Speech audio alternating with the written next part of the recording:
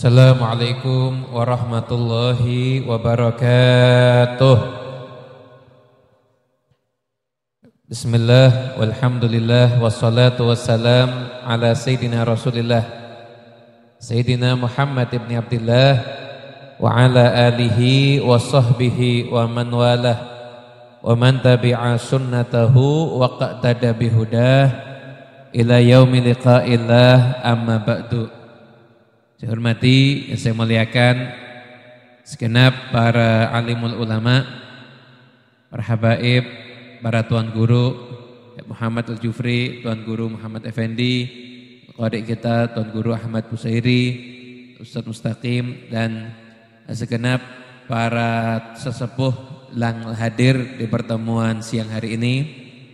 Tak lupa pula Sahibul Bait, sahabat kami Bapak Haji AKP Tony Haryono serta ibu dan segenap keluarga besar beliau, dan semua yang hadir insyaallah mudah-mudahan siang ini jadi siang penuh berkah untuk kita semuanya, amin ya rabbal alamin. Sebelum saya memulai tausiah ini, mari bersama-sama kita doakan ibu dari Sahibul Bait, Hajah Erlianawati binti Haji Bahtiar Iwid yang belum lama meninggal dunia.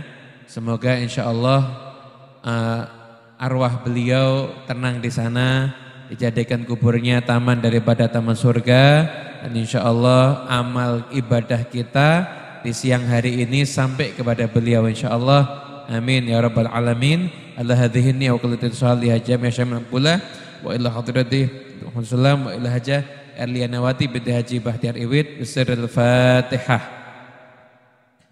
Bismillahirrahmanirrahim. Alhamdulillahirabbil alamin. Arrahmanirrahim. Maliki yaumiddin. Iyyaka na'budu wa iyyaka nasta'in. Ihdinas siratal mustaqim. Siratal ladzina an'amta 'alaihim ghairil maghdubi 'alaihim waladdallin. Amin. Hadirin yang dimuliakan Allah Subhanahu wa taala, tahun demi tahun peringatan Isra wal Mi'raj selalu diadakan, utamanya di Kalimantan. Masya Allah, mungkin daerah yang paling banyak mengadakan Isra wal Mi'raj mungkin Kalimantan ini. Di Jawa ada, tapi nggak sebanyak di Kalimantan. Kalau bulan Maulid Nabi juga Kalimantan banyak, tapi di Jawa juga banyak kalau Maulid Nabi. Tapi kalau Isra Mi'raj ini kayaknya di Kalimantan ini paling mendominasi di antara daerah-daerah yang lainnya. Dan nasihat demi nasihat juga sudah kita dengarkan. Siang hari ini judulnya bukan tausiah, pokoknya intinya ngobrol santai gitu aja ya sama bapak-bapak dan ibu-ibu semuanya terkait hikmah yang bisa kita ambil daripada Isra wal Mi'rajnya Rasulullah sallallahu alaihi wasallam. Nah, di antaranya satu hikmah aja, Isra wal Mi'raj itu perjalanan yang penuh berkah. Waktunya berkah ya. Masjidil Haram ilal Masjidil Aqsa. Apa sifatnya Masjidil Aqsa? Alladzi barakna haulahu, yang kami berikan berkah di sekelilingnya. Jadi Masjidil Aqsa itu dapat predikat dari Al-Quran, kami berkahi di sekelilingnya. Ahli tafsir beda pendapat, berkah apa di Masjidil Aqsa? Ada yang mengatakan berkahnya itu karena subur. Daerah Arab itu identik dengan padang pasir, gunung batu. Tapi Masjidil Aqsa itu banyak sungai, banyak tumbuhan-tumbuhan, Masya Allah. Ada pula yang mengatakan di tafsir Al-Qurtubi disebutkan karena di sana banyak makamnya para nabi dan para wali. Sering disinggahi para nabi dan para wali, karena itulah Masjidil Aqsa itu menjadi tempat yang penuh dengan berkah. Dan yang berangkat sendiri juga manusia yang sumbernya berkah, yaitu Rasulullah sallallahu alaihi wasallam. Kemudian kalau kita lihat juga mudah, tempatnya berkah, manusianya berkah, ketemu dengan para nabi juga manusia yang penuh dengan berkah. Intinya hikmah Isra wal Mi'raj panjang kalau mau kita ulas. Tapi siang hari ini saya mau ulas sedikit tentang berkah itu aja. Tentang berkah.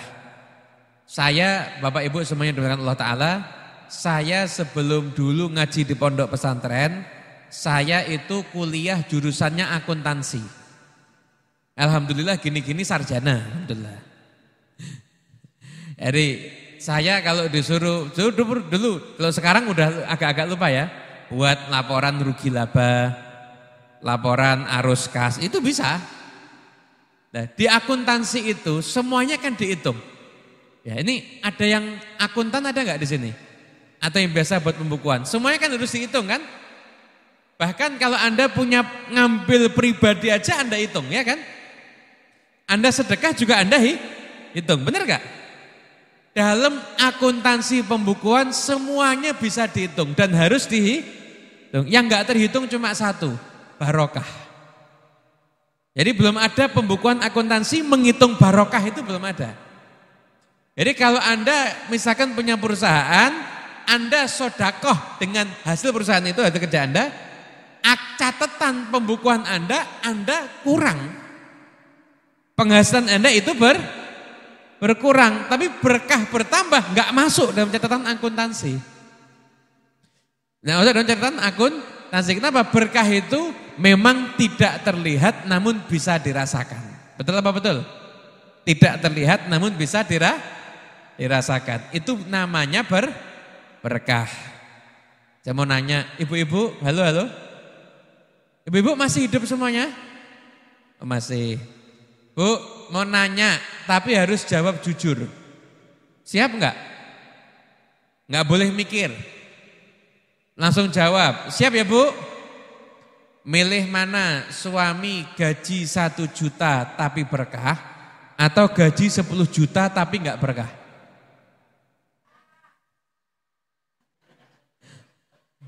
Ternyata terjadi khilaf di antara jawabannya ibu-ibu ini.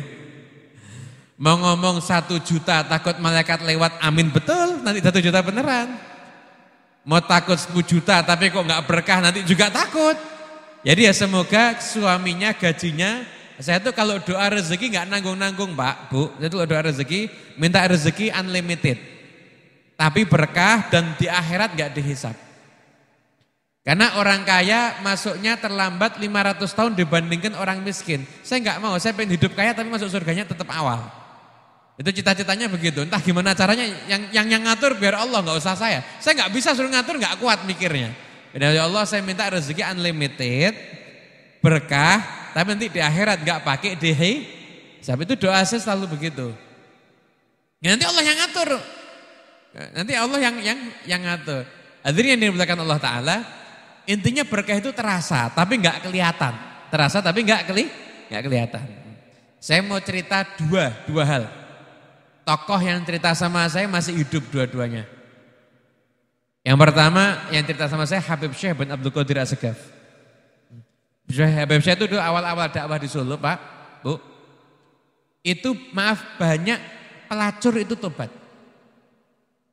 Habib Syekh itu datang ke kampung-kampung ketika itu. Beliau baca rotib di sana, baca rotib al-hadad sana, baca maulid Simtud Duror. Itu Pak enggak pakai banyak nasihat Pak. Itu banyak yang berubah ketika itu. Betul-betul terjadi perubahan yang nyata. Akhirnya sekelompok pelacur mucikari germonya itu yang sudah tobat datang ke Habib Syekh. Zaman itu Pak, ini mungkin kejadian mungkin bisa sekitar 20 tahun yang lalu, mungkin sebelum itu mungkin jadi lebih dari 20 tahun yang lalu. Lama udah.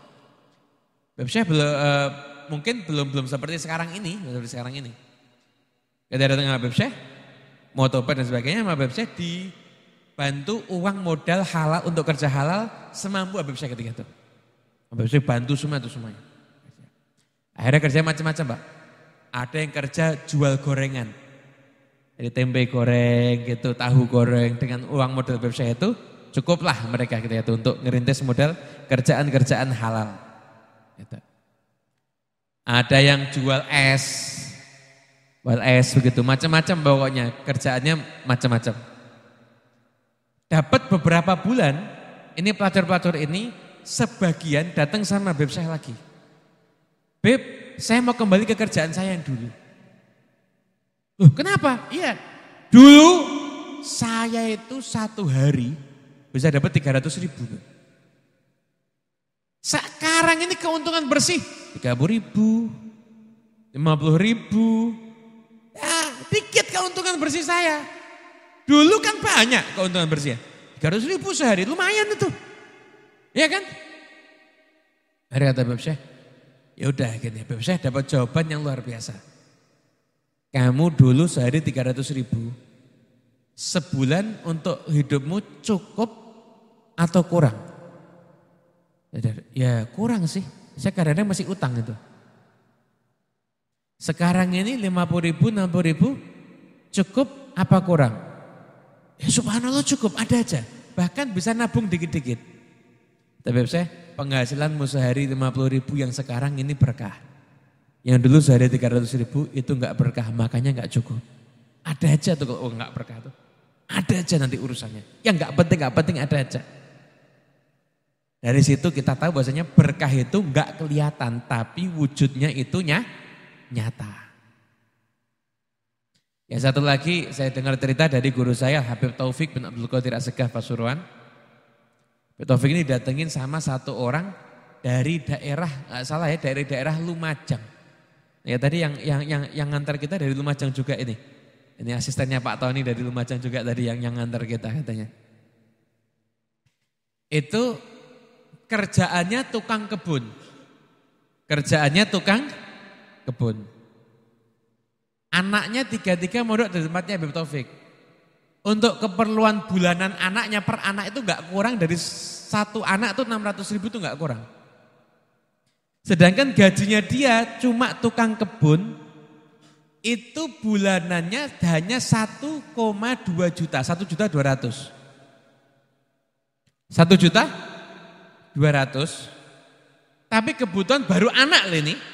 Keperluan hidup anak, baru anak aja, itu mungkin paling sedikit 1.800.000. Belum untuk makannya dia, minumnya dia dan sebagainya. Betul tanya, cukup Pak? Alhamdulillah cukup terus Beb. Gimana? Enggak tahu pokoknya cukup.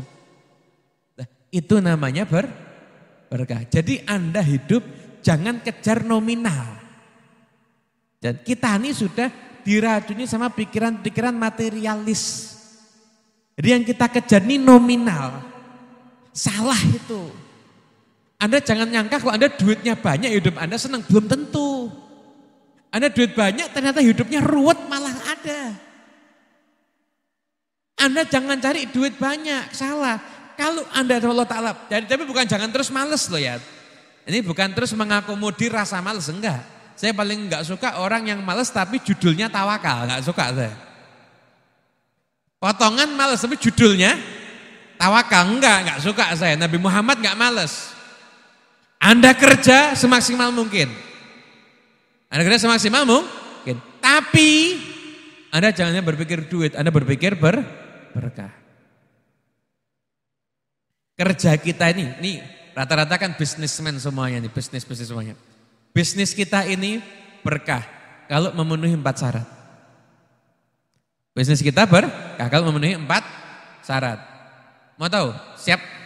Diinget-inget ya, syukur ya, kalau nyatet ya enggak apa-apa dah, pokoknya inget-inget aja ya. Kalau misalkan males nyatet, Anda cari di channel YouTube saya, bisnis yang berkah Habib Muhammad Al-Habsyi. Nanti keluar itu ada video ceramah saya bahas ini juga. Nanti bisa disimak, nanti mungkin dicatat. 1, kerjaan Anda, bisnis Anda berkah, 1 syaratnya kalau jalurnya halal. Lo jalur haram enggak berkah. Bukan ibadah, maksiat namanya. Jalurnya itu halal, bukan haram, bukan syubhat. Syubhat itu abu-abu, enggak jelas halal atau bukan. 1 halal, bisnis Anda itu halal. Itu jadi bisnis Anda itu ibadah. Yang kedua, hak Allah yang ada di dalam rezeki yang Anda terima harus Anda tunaikan. Ada hak Allah berupa zakat wajib. Yaitu bagi Anda yang mampu nanti ada zakat 2,5%. Baik bisnisnya Anda jasa, apa ada uang itu 2,5%. Dan Anda keluarkan 2,5%. Itu yang wajib, dikit loh 2,5%. Kalau Anda total harta 40 juta, berarti zakatnya berapa? 1/40, berarti cuma 1 40 juta bagi 40 berapa? 1 juta. Kalau duit Anda 40 juta, zakatnya 1 juta. Kalau duitnya Anda 400 juta berarti zakatnya 10 juta. Ya. Kalau uangnya Anda 40 miliar, zakatnya 1 miliar. Mikir itu orang itu. Banyak. Loh, yang punyanya kan 39 miliar. Cuma keluarkan zakat 1. Zakat itu Pak, itu bukan duit kita loh Pak. Itu bukan duit kita, itu haknya fakir miskin Pak. Harus dibayarkan. Harus dibayarkan. Itu harus dibayarkan. Makanya sekalipun tidak ada dirjen zakat, dirjen pajak kan ada ya. Kan banyak yang dikejar-kejar pajak. Pajak kan ada, dirjen zakat kan nggak ada. Tapi zakat itu harus Anda yakini ini bukan hak Anda harus serahkan kepada fakir miskin dengan cara yang diatur oleh syariat. Cara yang diatur oleh syariat. Bisa dipahami? Alhamdulillah. Jadi pertama halal, kedua zakat. Saya itu kalau bisa juga sodakoh, biar rezekinya semakin berkah. Sodakoh itu, bala itu nggak bisa ngelewatin sodakoh Pak. Ini kan ya, bala itu nggak bisa ngelewatin sodakoh. Jadi kalau ada bala mau masuk ke satu rumah, di rumah itu habis ada sedekah ini nggak bisa. Nggak bisa apa, bala ini nggak bisa untuk ngalahkan sodakoh nggak bisa. Tetap sodakohnya menang. Enggak ikhlas Bib, sekalipun enggak ikhlas. Zaman sekarang saya tidak mau sedekah seikhlasnya. Sedekah enggak usah ikhlas, enggak apa-apa, yang penting banyak. Sedekah seikhlasnya, netesnya cuma dikit-dikit aja akhirnya. Enggak usah ikhlas, enggak apa-apa, yang penting siapa tahu yang terima seneng ada doa kepada Allah, berikanlah dia kebaikan. Wah, langsung dapat kebaikan dia. Bukan karena ikhlasnya, tapi karena doa daripada orang yang jadi sedekah enggak apa, yang penting keluarin duitnya, enggak usah ikhlas, enggak apa-apa dah. Kalau zaman sekarang ini kalau kita tuntut terlalu ideal malah nggak dapat semuanya, nggak dapat amalnya wala idealnya akhirnya. Pokoknya sedekah aja, nggak ikhlas apa, yang penting sodakoh. Bukan saya berarti bilang ikhlas, bukan berarti saya bilang nggak ikhlas lebih bagus, enggak. Daripada ikhlas Anda sedekah cuma 10.000, kemudian saya itu Anda kalau sedekah 10 juta nggak ikhlas, enggak apa-apa, lebih baik 10 juta tapi nggak ikhlas, enggak apa-apa. Kenapa? Yang nerima yang biar ikhlas ya. Nah, yang nerima 10.000 dengan yang nerima 10 juta lebih ikhlas yang nerima 10 juta, yakin saya. Bener apa enggak ini? Pokoknya yang penting sedekah ya. 1, syaratnya bisnis berkah apa? 1, halal. 2, zakat dan sedekah. 3, jangan sampai lalai sama kewajiban seperti sholat Jumat. Usahakan juga bisa menghadiri majelis-majelis ilmu, punya kewajiban untuk menuntut ilmu agama, datang sholat berjamaah di masjid, itu yang nomor 3, jangan sampai terlalaikan dengan itu. Yang keempat, Anda infakkan, Anda belanjakan ke jalur-jalur yang barokah. Usahakan Pak, kalau beli sama-sama muslimnya jangan suka nawar Pak. Uang Anda diterima sama orang yang sujud. Utamakan kalau mau bisnis sama yang sama-sama muslim dan gak usah banyak nawar, uang Anda nanti jadinya berkah. Gitu. Kalau 4 hal ini terpenuhi, insya Allah bisnisnya Anda barokah itu. Makanya hidup ini jangan cuma sekedar cari banyak, tapi kita juga harus mikir untuk cari berkah. Mudah-mudahan semuanya dapat berkah insya Allah. Amin. Allahumma amin. Jadi ada hal-hal yang gak nampak tapi benar-benar tadi antaranya berkah. Itu tidak nampak tapi betul-betul terasa. Baik ketika berkah itu ada akan terasa, berkah dicabut juga akan terasa. Paham ya? Alhamdulillah. Ada juga Pak, Bu, ini jarang ada yang bahas ini. Enggak kelihatan tapi terasa. Namanya apa? Penyakit ain. Penyakit karena pandangan mata. Penyakit karena pandangan mata.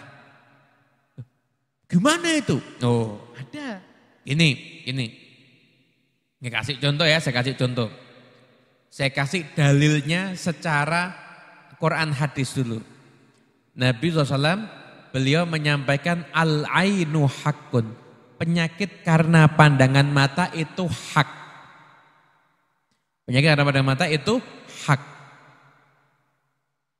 Bahkan kalau ada sesuatu yang bisa mendahului takdir, maka penyakit ain akan mendahului takdir. Tapi kan enggak ada.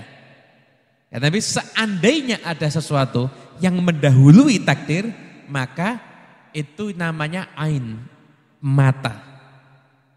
Karena pandangan mata. Gimana? Ketika mata memandang, tidak ada zikir, maka pandangan mata itu kena ke satu tujuan dan berbarengan dengan takdir Allah yang juga menimpa tujuan tersebut. Contoh.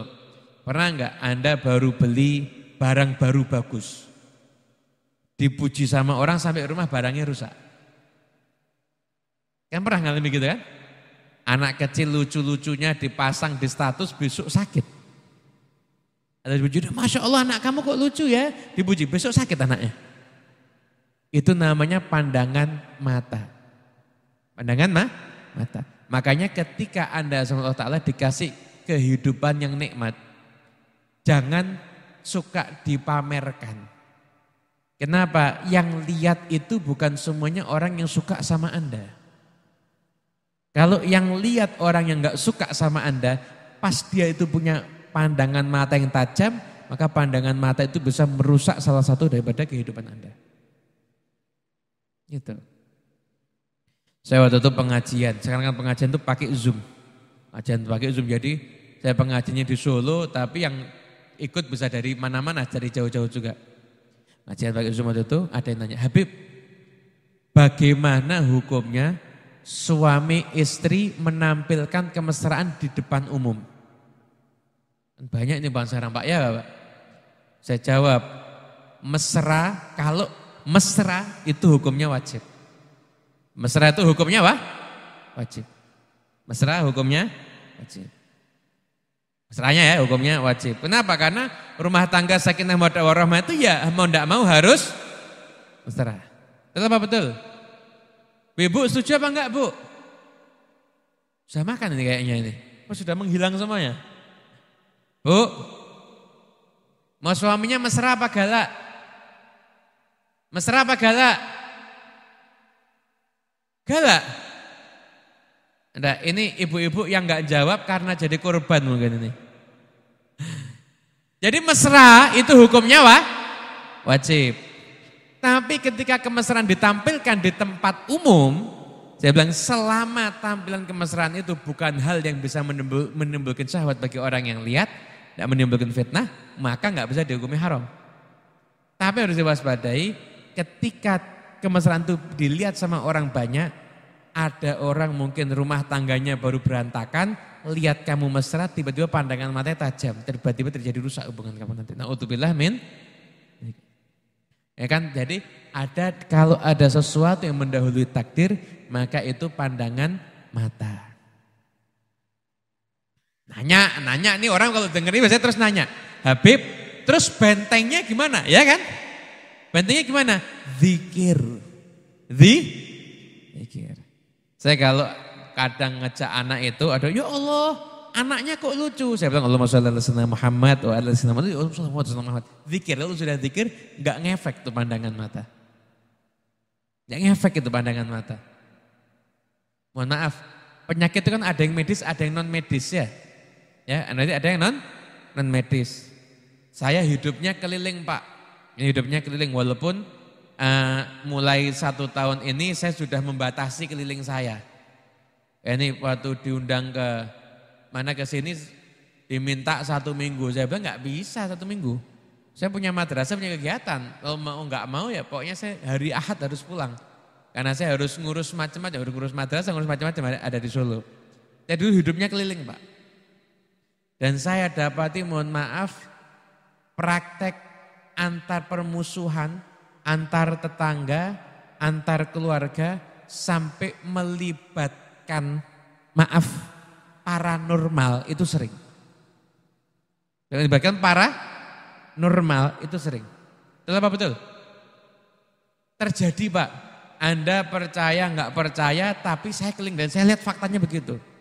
Dimanapun tempat ada yang model begitu Pak. Orang datang ke paranormal ada. Kan tuh ada paranormal bis tobat. Tarif paranormal santet sampai orang mati. Kira-kira berapa? Naik dikit. Berapa kira-kira? Berapa? Enggak, berapa? Kira-kira berapa? Anda biar tahu realitanya sana di dunia sana, Anda biar tahu kayak seperti apa. Udah 20 juta, naik dikit. Berapa lagi? 50, naik dikit lagi. Berapa lagi? Tarif sampai mati ya, 300 juta. 300? Ngeri apa enggak? Bagian orang rela ngeluarin duit segitu banyak, perlunya cuma untuk buat orang lain mati tapi dia cuci tangan. Ini ada Pak, bukan ada. Saya sumpah nih benar-benar ada yang semacam ini. Enggak bohongan, ini ada. Orang dengki sampai segitunya tuh ada. Jadi ngeri sekarang ini Pak. Kayak Anda sekarang ini, jangan cuma, kita sekarang ini bukan cuma, nanti juga untuk saya juga sering lupa Pak. Kita jangan cuma bawa HP kemana-mana, bawa tasbih kalau pergi kemana-mana, biar kita ingat zikir. Ngeri sekarang ini Pak. Penyakit ain bisa, orang-orang hasut juga bisa ngeri sekarang ini Pak. Kadang-kadang kita nggak sakit apa-apa, tapi kok badan begini ya, hati-hati. Ya kita nggak nuduh, jangan sampai nuduh juga haram ya. Cuma praktek-praktek semacam itu tuh ada. Ada satu paranormal itu pernah tobat dia. Tobat, pernah tobat, akhirnya tobat. Bisa nyata. Jadi gara-gara dia disuruh ngirimin hadiah buat orang. Hadiahnya pokoknya susulannya pasti karangan bunga. Paham maksudnya ya? Susulannya karangan bunga, supaya suruh bunuh. Jadi dia kirim, dia lagi ngirim, tiba-tiba yang dikirim balik ke dia. Ngirim balik ke dia. Dia kaget, dia panik, dia dikasih ke yang minta. Dikasih ke yang ke yang bayar dia. Dikirim, dilempar ke yang bayar, akhirnya yang bayar dia mati. Yang bayar akhirnya benar-benar mati. Tapi saat itu dia kaget. Dia cari tahu kok bisa nih dikirimin sihir kok bisa balik. Ternyata orang yang dikirimin itu dia favoritnya baca ayat kursi. Mau tidur baca ayat kursi, masuk rumah baca ayat kursi, sholat baca ayat kursi. Karena itu dijaga sama Allah Subhanahu wa taala. Barokahnya ayat kursi. Barokahnya ayat kursi dijaga oleh Allah Subhanahu wa taala. Ini yang namanya hal-hal enggak kelihatan. Anda mungkin bisa ngomong, "Beb, buktikan Beb." Enggak kelihatan kok Beb. Biasanya enggak bisa buktikan. Tapi untuk yang mau percaya, ini ada dan ini hak. Tidak semua yang enggak kelihatan itu dihukumi enggak ada. Ada. Aliran listrik kelihatan enggak? Itu kabel bukan aliran listrik. Aliran listrik kelihatan enggak? Tapi ada enggak aliran listrik? Buktinya ada orang mati kesetrum. Iya kan? Jadi tidak semua yang enggak nampak dihukumi enggak ada, tapi terkadang itu ada. Makanya kita di akhir-akhir zaman ini mari pola hidup kita rubah. Satu, pola hidupnya lebih senang cari berkah. Nah berarti males ya. Anda kerja semaksimal mungkin, jadilah Anda orang yang kaya. Kalau yang kaya orang-orang yang sholat seperti Anda, umat Islam aman insya Allah. Hartanya keluarnya ke tempat yang berat. Jadilah Anda orang yang kaya, orang yang sukses, sesukses-suksesnya. Tapi jangan lupa, sukses jangan diukur hanya sekedar materi. Sukses Anda harus juga diiringi dengan keberkahan.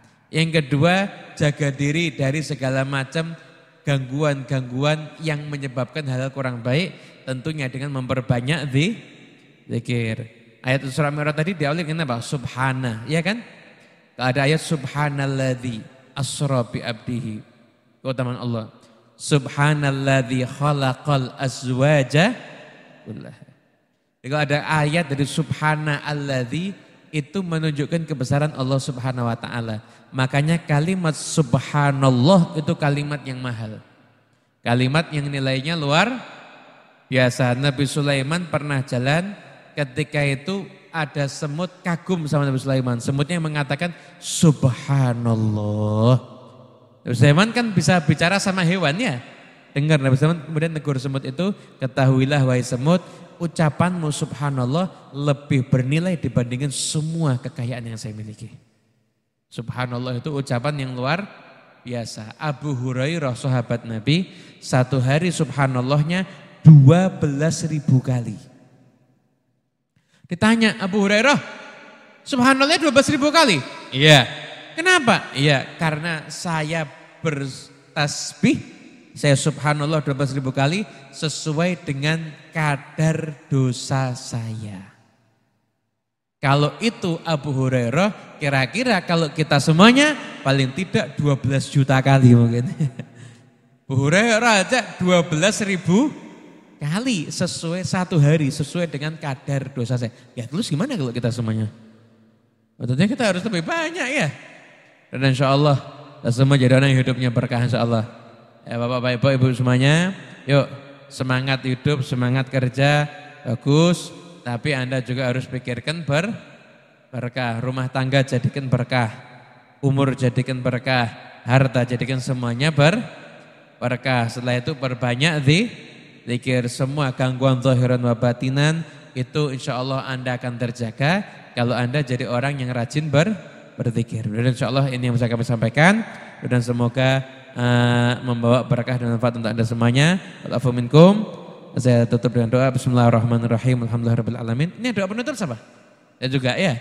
Bismillahirrahmanirrahim. Alhamdulillahirabbil alamin. Allahumma shalli wa sallim ala sayyidina Muhammadin wa ala alihi washabihi ajmain. Allahumma inna nas'aluka al-afiyah wa dawamal afiyah wa tamamal afiyah syukural afiyah. Allahumma fir lana wa liwalidina wa limasyayikhina wa muallimina wa dzul huquqi alaina. Maftah alaina wa ala auladina wa talabatina futuhal arifin. Bifaqihna yakum fitin alimna wa iyyakum ta'wil wa hadina yakum ila sawa'i sabil. Nadina fid dunya hasanah wa fil akhirati hasanah wa qina adzabannar. Bismillahirrahmanirrahim. Alamin. Bismillahil Fatihah. Bismillahirrahmanirrahim. Maliki yaumiddin. Iyyaka na'budu wa iyyaka nasta'in. Ihdinas siratal mustaqim. Siratal ladzina an'amta 'alaihim ghairil maghdubi 'alaihim waladdallin. Amin. Ya Rabb taqabbal minna innaka antas samiul 'alim wa tub 'alaina innaka antat tawwabur rahim. Wassallallahu alamin. Dari saya cukup sekian. Wa'afu minkum. Lebih mohon maaf nih kalau ada kesalahan dalam penyampaian saya, utamanya kepada Syaibul Bait Bapak Haji Tony, keluarga, mohon maaf kalau ada kesalahan dari kami. Wa'afu minkum. Wassalamualaikum warahmatullahi wabarakatuh. Terima kasih ulun sampaikan kepada Habibana Al-Habib Muhammad bin Husain Al-Habsyi yang telah memberikan tausiahnya kepada kita sekalian, yang telah memberikan betul hasanah kepada kita sekalian. Mudah-mudahan kita sebagai mustami'at bisa mengambil hikmah dan menjadikan satu ilmu yang bermanfaat di dunia wal akhirah. Amin ya Allah ya Rabbal alamin. Sebelum tutup dengan acara ini, ulun sebagai murtibil acara mohon maaf yang sebesar-besarnya bila ada kesalahan dalam ucapan. Mari kita bersama-sama tutup dengan membacakan hamdalah. Alhamdulillahirabbil alamin. Assalamualaikum warahmatullahi wabarakatuh.